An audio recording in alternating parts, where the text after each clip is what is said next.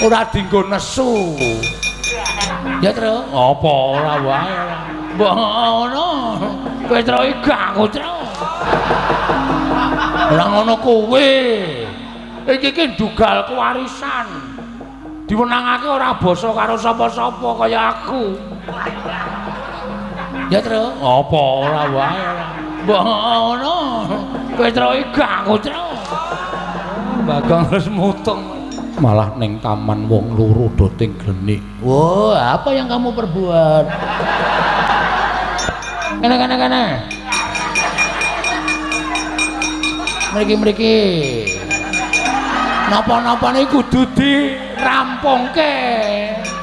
Ora dienggo nesu. Ya kuwi sing marah. Kok njur nggawa tutuk aku ditutuki. Ben ditutuk. Wah, apa yang kamu perbuat? Kira ngrampungi masalah malah.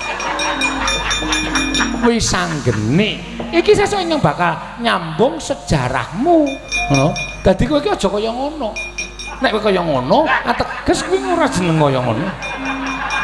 Mergo kowe iki wong lanang, kowe wong wedok. Dadi kudu rukun antaraning lanang karo wedok. Iki aja nganti padha bendak sirah.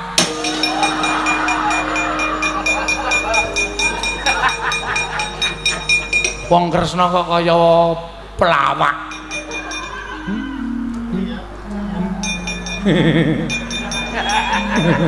Yo duh. Nanangan ora. Ngapunten. Nika niku atine Kroja Raja mergo pisah karo sampeyan. Lah sampeyan niku terus ngerti cemburu ta, Mas? Ada cemburu to?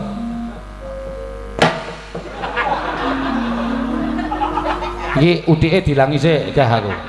Ayo dibuang. Mun njur tastes ora. Ben.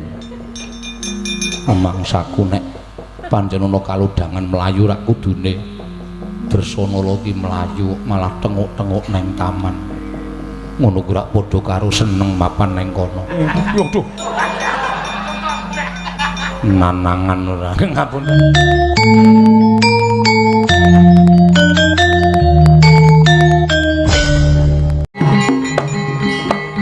Sapa ya, Pak? Kok Bapak kaya akrab banget? Kowe ora ngerti. Kae iki sejatine, Apa iya? Weh, domongi kok. Lah kok iso ketemu karo Bapak? Nek tak sejarahke suwe. Butuhe kowe ngerti. Sapa reng? Ngerti ya, Truk, kae janjane, Tenane, weh domongi kok nek ngapusi aku ya ngapusi Bapak. Sapa, Truk? Kae sejatine iki ngopo iramu mlebu nang kuping keri iramu ditekuk sik tekuk dengkulmu mlocot kuwi lho lho tenane tenan wah jan mulane kok suarane atos napa garing Petruk Bagong kowe ora usah melu-melu perkara iki bocah kae tak tutke tak awat-awatane kowe dhisik ana mlaku ning negara Ngamarta apa ana kawan Werkudara iya wangune iki bocah sing wani ngrusak kayangan bocah ora sepirwa pikira la idake modar iki sapa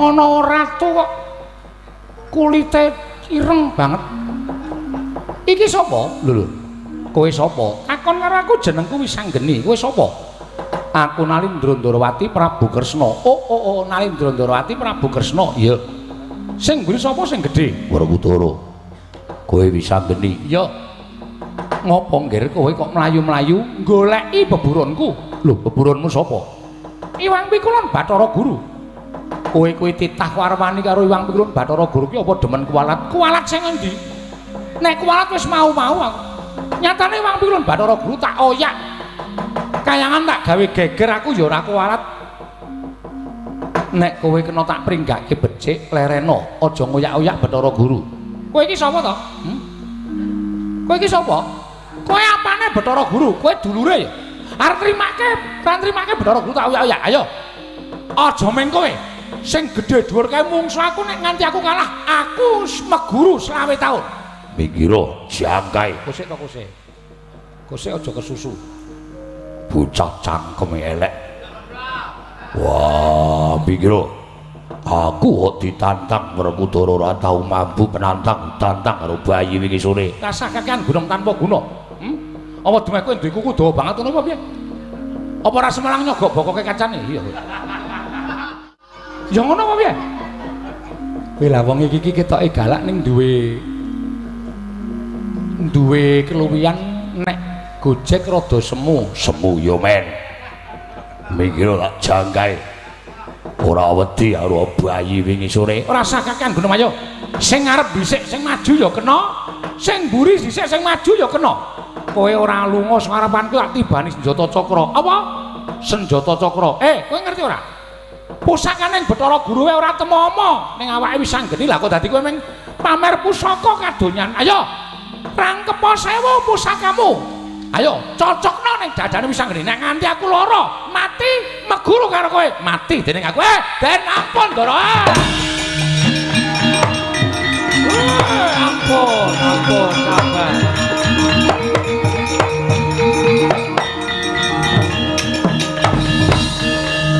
Aja tok panangi kek, minggir.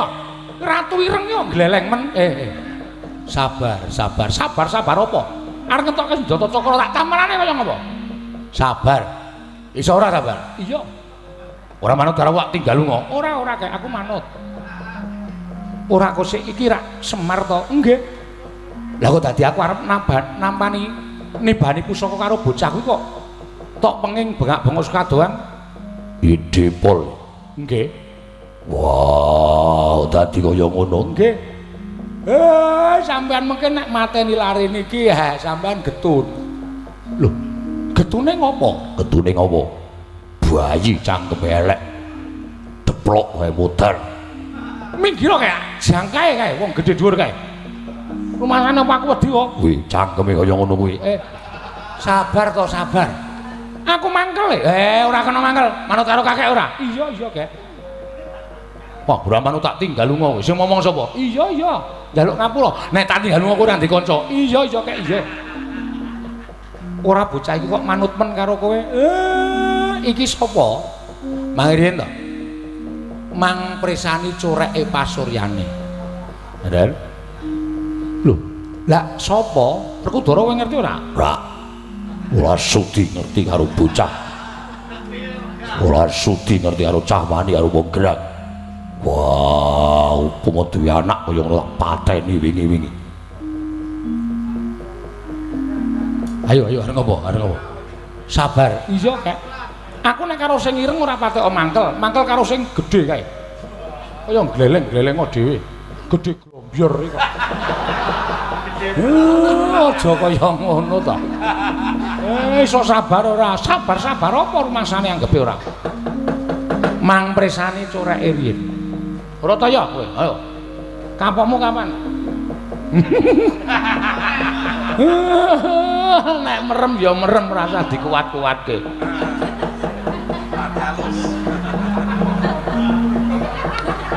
Mripate nganti gedhe cilik. Ora kowe iki gagas apa to? Kula kandhani. Niki dudu sapa-sapa. Lho. Apa iya? Nggih. Lah kok dadi Semar ngerti? Kula sing ngerti lakone bocah niki. Nek sampean mateni napa mboten gelo? Lah dalah.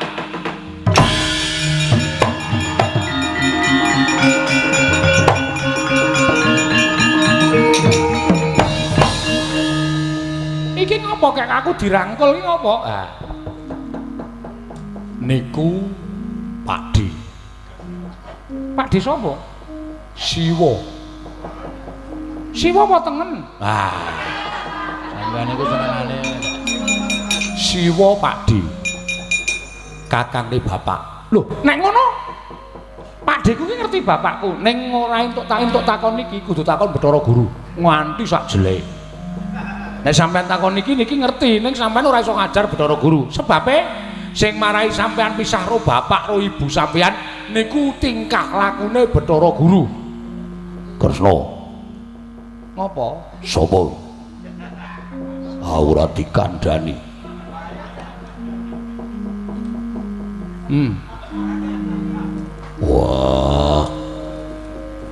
Oh iya.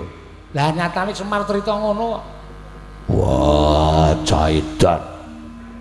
Wah, Arep ngrangkul ora? ora.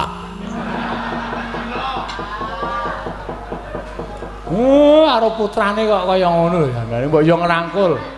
Sapa kek? Niki ya Pakde ajeng ngrangkul sampean. Ora sudi. Suarane atos kok ngrangkul aku. Niki Kang Pakde kok ora entuk ngrangkul. Sesuk wae ngrangkul kapan-kapan. Oh, kowe senengane ya ngono kok. Ya men, nanti anak ya ngono ora apa-apa. Wah, suarane kaya ngedap-edapi. Lah terus aku kudu piye kek? Bathara Guru tetep doyak nganti ketekel.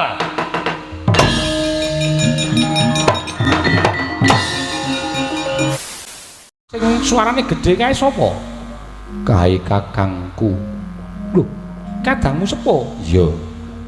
Jenenge Werkudara. Siwa utawa bapa ngono engko ndak nesu. Wah, Janaka duwe anak calon gali. Ora ngono kowe. Iki ki dugal kewarisan. Diwenangake ora basa karo sapa-sapa kaya aku. Ya, Tru. Apa ora wae. Mbok ngono. Kowe Tru iki aku, Tru. Bagong terus mutung terus melayu ora. Ibumu menyang endi? Aku ora ngerti. Kakang Semar ibune iki menyang endi? Digawa Dewasrani. Tak pecah ndase Dewasrani. Cakra Petruk. Lah aku ngertine lagi pisan mau kok ya nek lali ya njuk ngapura Cak Petruk. Sing matane kira mau ndi? Oh, Reng gelo Reng. Ngapa? Lah iki sapa mau? Kek. Wi Gareng. Iki Gareng. Iya. Wah. Lah sing mripate kaya ndok dadaran mau? Gong, goleki Gong. Wis tak paro mrene ngono. Sing diparo apa? Mataku, jare kok ndok dadaran. Wis tak paro matane omong ngono. Iki bendaramu ya. Ora sudi bendara kaya ngunekke mata ndok dadaran. Nang omah disembah anak bojo nang kene mempadake bakul ndok. Ya rasa nesu ora. Aku pengen karo ibuku kek ayo ditutke bapakmu, Ndara. Saiki sing tak anggap bojo lagi kowe. Rak saiki. Terus esuk pira tak takon. Ki ngopo ta iki? Enten apa? Sengit. Wong kene iki rasane ora seneng mapan ning negarane Dewasrani kok diunekke seneng-seneng sapa wong wedok sing ora nesu itu. Aku di ning kono dianggap seneng-seneng. Sampeyan yo salah. Sampeyan niku kleru. Nika niku atine kerojah raja mergo pisah karo sampeyan. Lah sampeyan niku terus ngerti cemburu ta, Men? Ada cemburu to?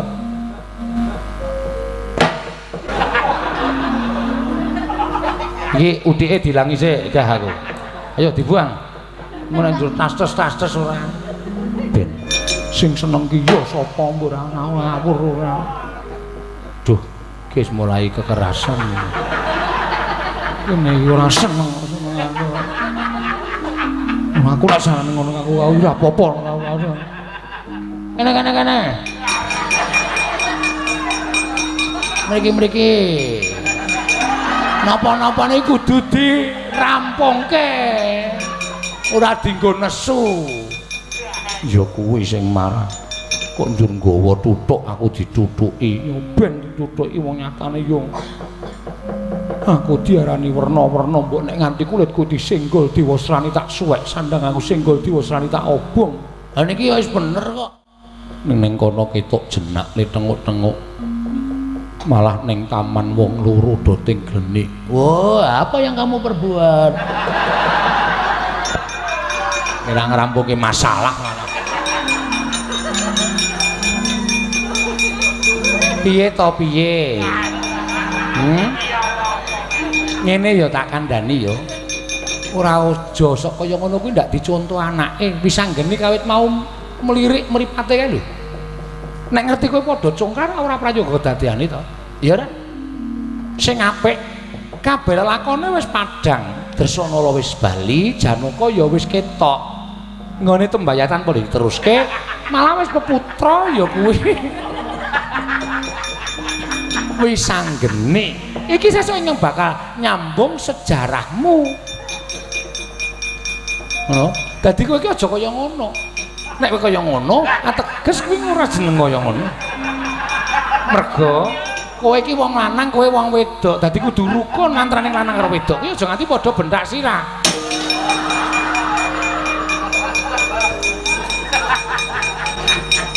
Wong Kresna kok kaya pelawak.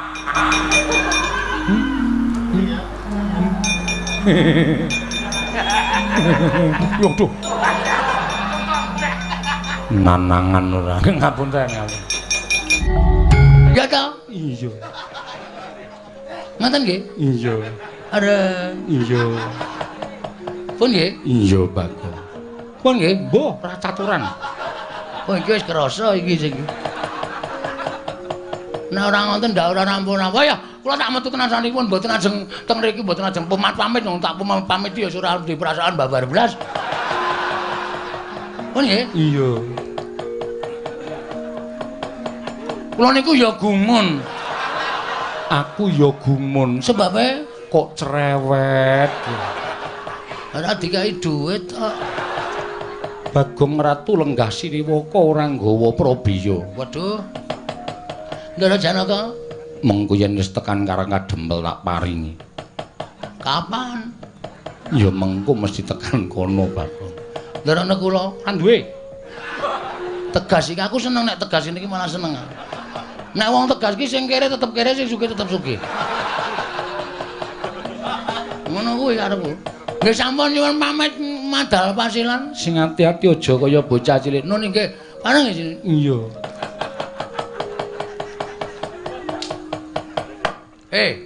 Wonten dawuh. Patena kowe. Nggih. Andakawana. Inggih. Pangling-kaling kula ki Lurah Bagong. Ora. Sehat to? Iya, pangestunipun waras. Godhe 300. Kangge menapa? Nek silisik Panjenengan menika ngampil darinipun kunduraken. iki atas nama Sinuwun Puntadewa. Aku kok nyilih kowe 300 sesuk le nyaur panjenengane. Menapa estu? Dipidana pati wae wae. Inggih. Monggo 300. Ah, ngono. Nek ra ngene ra entuk hasil aku. Janaka wonten dawuh. Tulung sawurna patih Handakawana. Maju kene Dimas Janaka. Bagong, selamat kamu. Bagong, selamat kamu. Gong ora gawe masalah. Jak salaman ra gelem e. Ya wong piyayi kok tok jak salaman ora gelem. Semaur sing apik. Mengentunipun Ndara Werkudara wilujeng bekti kula kunjuk. Yo, penakno. Pun penak.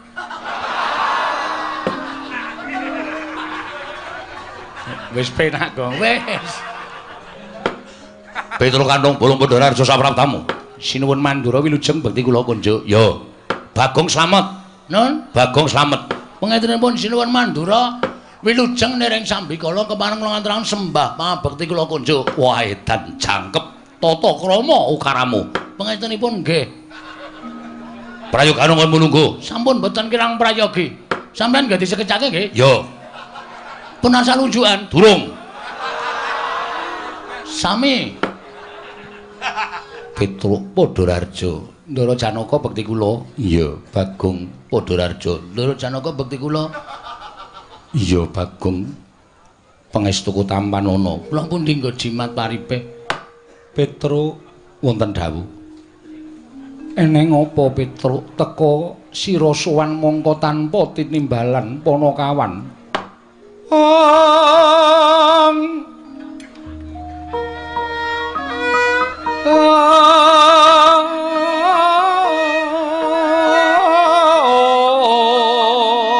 Drama. Punapa ta mirah ingsun prihatin Mas Bagong mi ijil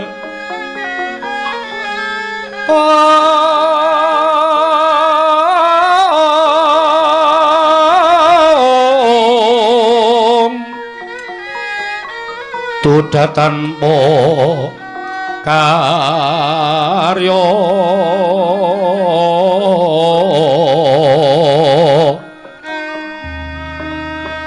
sangkang renemekan Gusti kelong reno sak sekarnya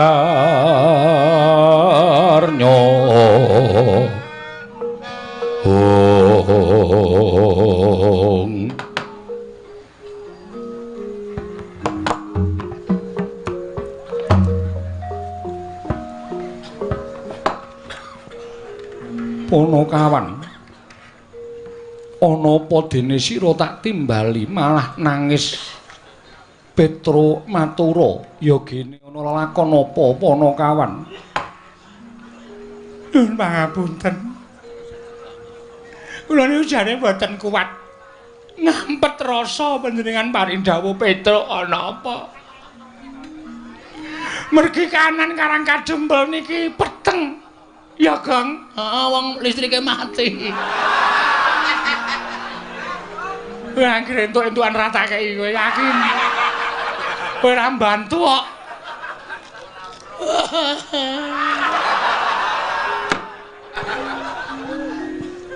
peteng sebabe apa merem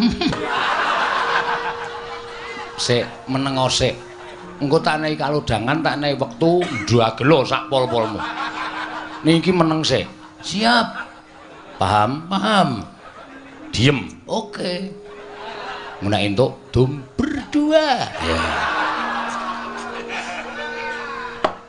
mboten kanyono-nyono napa sinuwun Puntadewa niki mboten mireng kabar ora Petro Ndara Kudara mboten mireng ora Ndara Janaka mboten mireng ora Ponokawan pun anten sesasi niki bapak niku gerah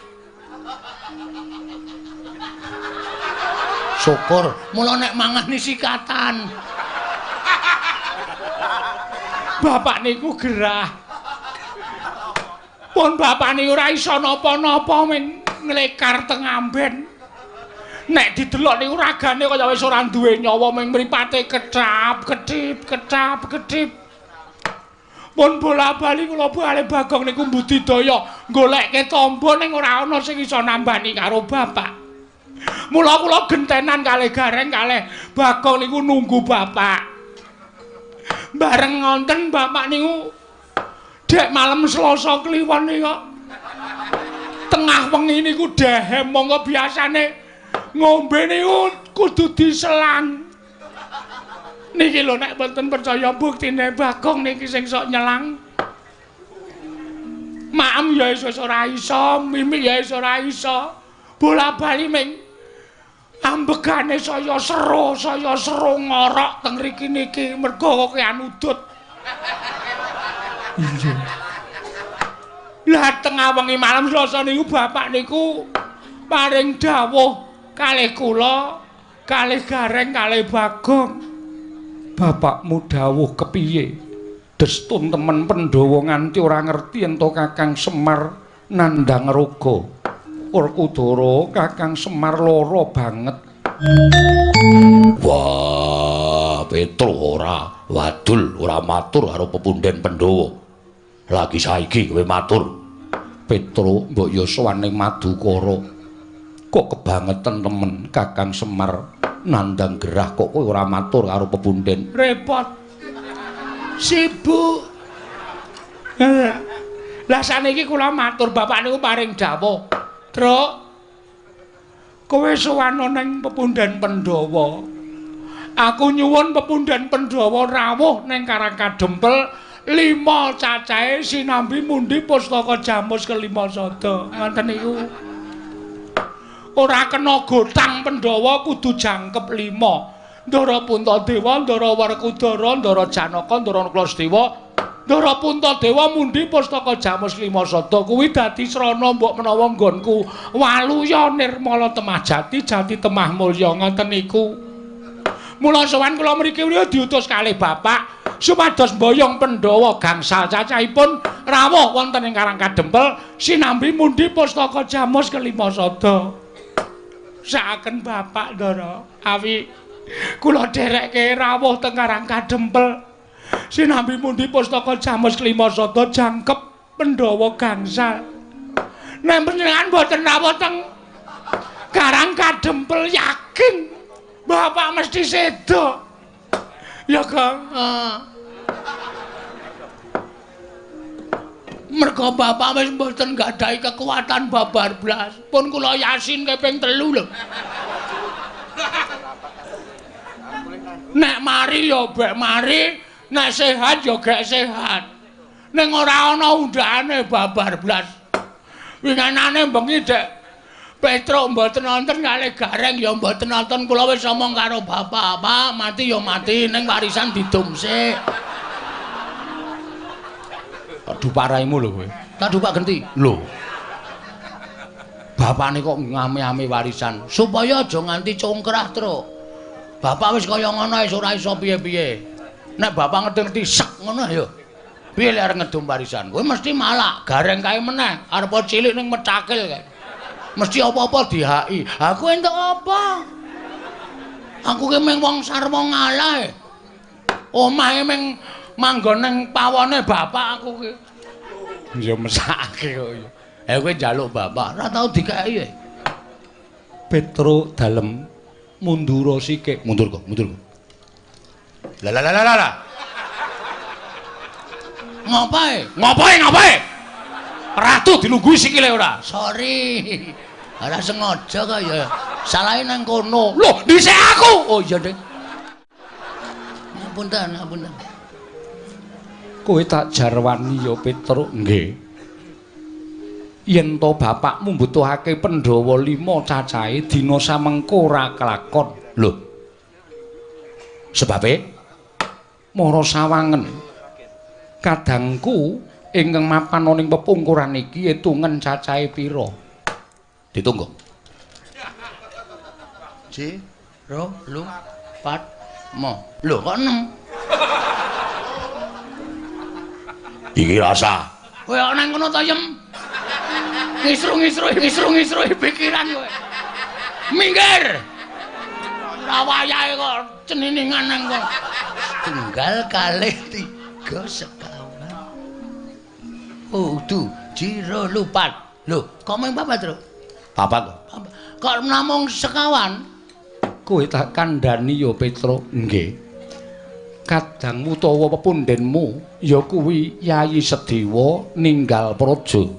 Lho, Sebabe merga didukani kelawan bendaramu Njodipati. Lah kok iso didukani sebabe apa? Merga Sedewa nggondheli pustaka Jamus Klimasada. Lah pustaka ajeng diputuk pundi? Disuwun ngampil Koko Prabu Ndarawati. Lah kok Sinu Ndarawati ora ana? Petruk ora seru-seru. Aku nek tok oyak kaya ngono ki gendandapan Petruk. Ratu gendandapan.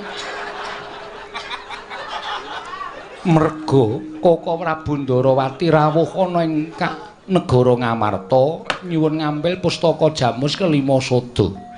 Pandhawa nyaosake marang pusaka marang Koko Prabu Ndarawati nanging mung Sedewa ingkang nggondheli.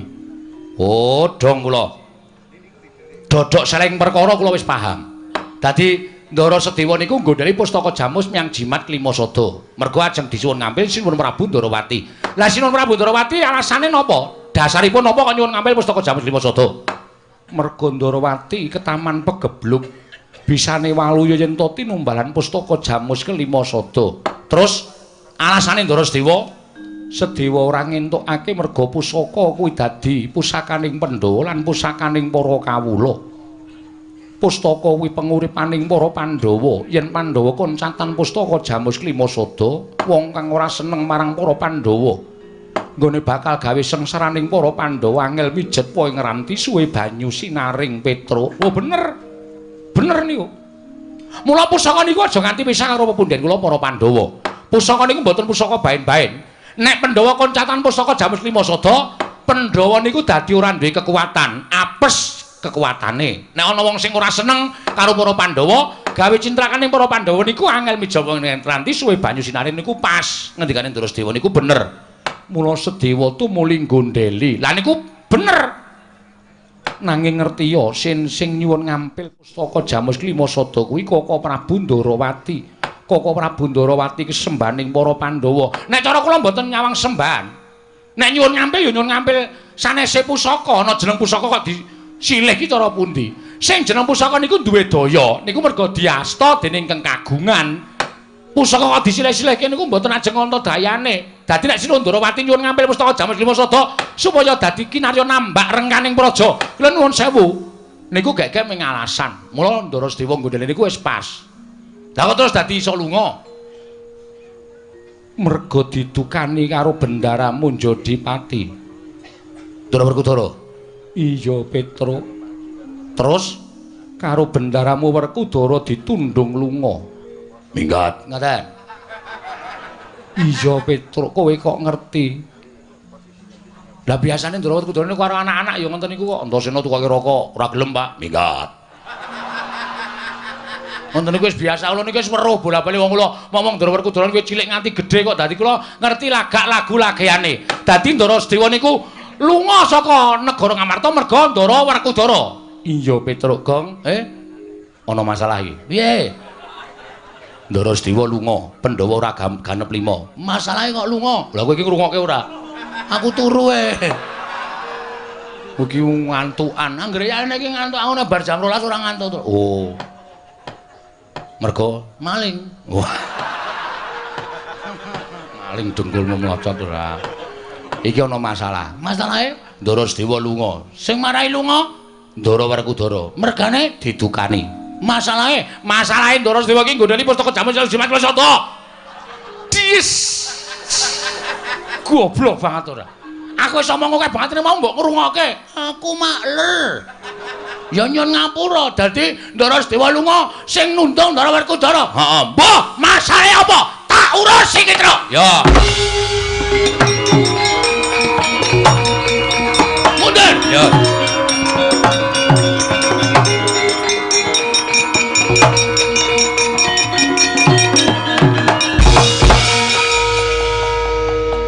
Kula tak takon karo sampean. Wah, Bagong wong edan. Karo bendara nuting-nuting. Sampeyan ngaku aja goro, satriya kuwi nek goro cetel kasatriyane. Gara-gara apa? Kowe nundung Sedewa, ha? Kowe nundung Ndarasedewa apa ora? Wah, iya. Dasare apa aku tak takon? Sedewa wani karo aku. Dikandhani ora nggugu, aku wegah duwe dulur yen dikandhani ora nggugu. Tak tundung minggat. Terus saiki nek nganti Ndarasedewa minggat, Pandhawa ora jangkep 5. Monggo Semar lara isane mari nek Pandhawa rawuh 5 cacahe ning Karang Kadempel. Nek nganti ming 4. Nek nganti Semar, endi Pandhawa? Jira lupat teksek ngono piye? Hah?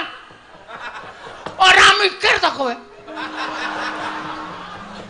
Kula kandhane nggih, Den, Pandhawa niku aja nganti godhang.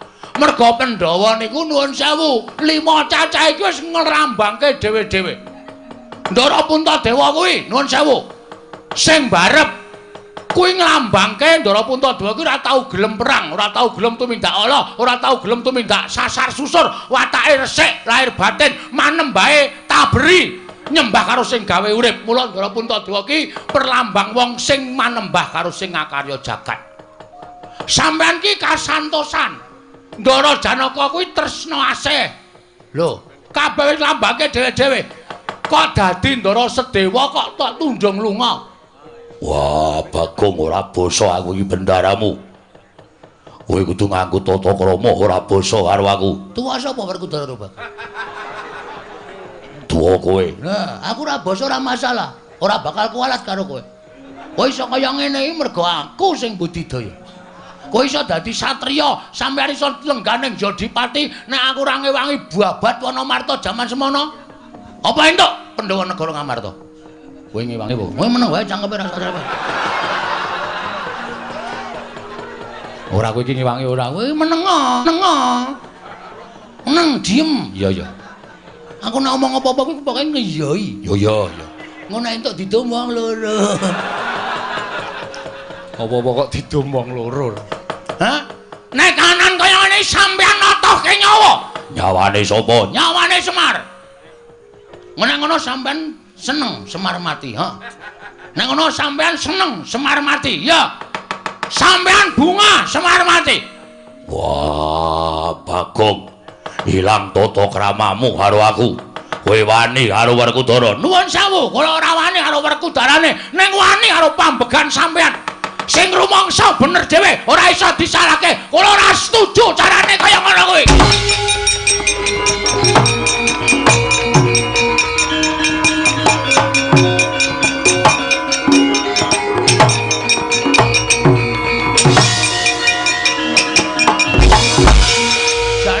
Rene kok kono wae. Lah ngopo? Aku tratapan. Tratapan, Dik, Dik. Malah nyanyi. Ayo.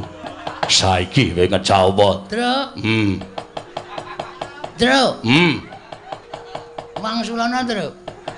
Lah piye? Aku ora patek wani nek ngene iki. Oh, jireh ora kene, kene. Wong kene wis kebacut nyegur kali, maju ya klebus, mundur ya klebus. Lah kowe beda pedomae ora kok. Lah piye? Aku nek nyeblong kali ndodok sik. Waduh gang ora. Kersane pripun? Ora usah nyuli karo Bagong. Wah, yen pancen ora trima karo lungane Sedewa, mergo tak tundung. Anak-anake Semar arep ngopo? Nuwun sewu, mbangane kula kelangan bapak. Luwung kula mati teng negara Ngamarta kula wujuti. Yo, metu njaba. Oke, Truk. Ora sembrono lho, Truk.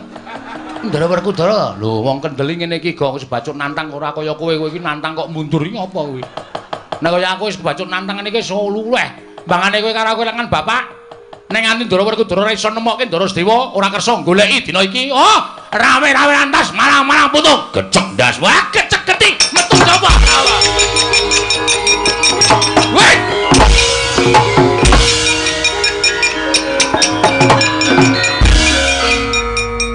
Nuwun sewu. Piye, Bagong? Anane kedadian kaya ngene iki mau merga Kresna nuwun sewu Sundarawati nyilih pusaka jamus Klimasada. Iya. Sapa sing ngeterke tekan kene? Koko Prabu Ndarawati diderekke Koko Prabu Mandura. Nah, iki sumbering masalah.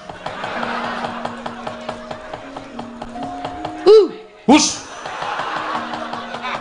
Ratu kok dihu. Sampeyan sing nderekke Sundarawati. Yo. Sampeyan ngerti mboten Sundarawati niku tenan-tenan apa ora negara Ndarawati ketaman pegebluk. Yai Prabu Kresna rawuh ana negara Mandura. Dheweke ngandhake karo aku matur karo anakku yen to negara Ndarawati ketaman pegebluk. Bisane walyana Rama Tamajati yen to tinimbalan pustaka jamus Hyang Jimat Klimasada. Aku dadekke seksi supaya melu sowan negara Ngamarta. Terus aku matur karo Yai Prabu Darma Kusuma. Yen to para Pandhawa kudu ngelingi lelabuhane Yai Prabu Kresna. Tumuli dadi geger iki mau. Ah, iki. Sak ngerti kula, Ndara Werkudara niku wonge angel nesu. Nek ora ana sing ngubup-ubupi, nek ora ana sing ngompori. Sapa sing ngompori Werkudara? Lho, aku ora. Ngaku wae. Ngaku wae. Glandang nenggala kowe. Hus. Kuwi nggonku. Aku njaluk. Lho. Nenggala dijaluk piye? Butuhe aku ora mengerti para kowe. Ya sampean kudu tanggung jawab. Sampean melu gawe masalah lungane Ndara Sedewa. Sampean ora gelem nemokke Ndara Sedewa. Kula sing ora trima. Lho, kowe nantang Baladewa. Lho ora nantang. Meng kula meng kepengin sampean tanggung jawab. Tegese kowe nantang karo Baladewa. Kowe nantang karo Rata Mandura. Apa mbok ora wedi karo kowe ayo? Nendi papane wong bondo itu metu coba legane atiku. Rugi. Apa wi? Ngerkoso-ngerkoso kok tak njopo. Rajos. Jirih. Ora sakakan gelem tanpa kon ayo. Karepmu piye? Pokoke sampean gelem golek apa ora? Aku ora gelem golek. Ora gelem golek gulung kowe. Metu coba regane aku padha.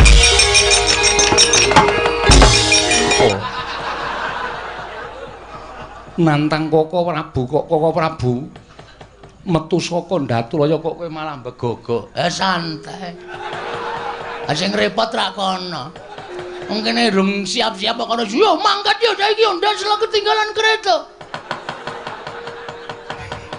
Ora ana Baladewa kok nesune tentang kereta.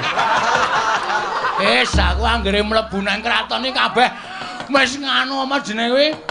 Njur do ngawur kata-katane. Kuntadewa barang kok tentang